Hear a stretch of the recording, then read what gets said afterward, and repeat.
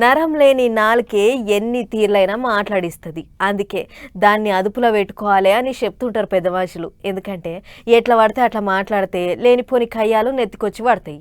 కానీ ఎంత చెప్పినా కొంతమంది మాత్రం అస్సలు పద్ధతి మార్చుకోకుండా పరిశానలో పడుతుంటారు. ఇక ఇట్లనే మళ్ళోసారి ఇరకాటంలో పడ్డది మంత్రి మేడం. చూడు రేమైందో. మీటింగులు పెట్టుడు జై శ్రీరామనుడు. మరి జై శ్రీరామ్ అంటే పైనుంచి ఏమన్నా పైసలు పడతానయా, లేకపోతే ఏమన్నా మనకు పథకాలు వస్తానయా, ఇంకేమన్నా వస్తానయా అంటే ఏమీ లేదు. మంగళవారం హన్మకొండల చాలైన మెగా రైతు మేళా మీటింగుల దేవుని గుళ్ళ మంత్రి దేవుని పేరెత్తుకొని మాట్లాడిన ముచ్చట్లు ఇవి.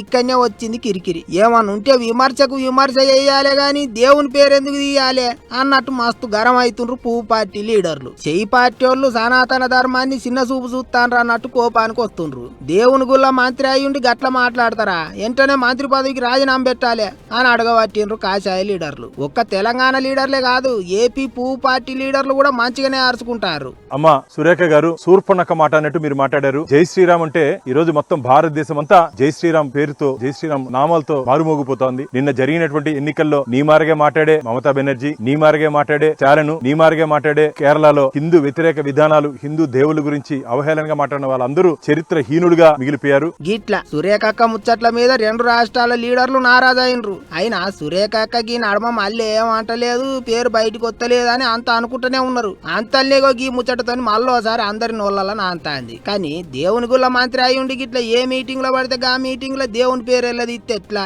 గా ముచ్చట్లతో ఉత్త లొల్లి తప్ప పబ్లిక్ కి ఏమన్నా నొరుగుతుందా అని అడుగుతాండ్రు జనాలు. అందరికి మంచి చెడ్డ చెప్పే లీడర్లు జర వెనక ముంగట చూసి మాట్లాడాలి అన్నట్టు ఇంగిత మంది.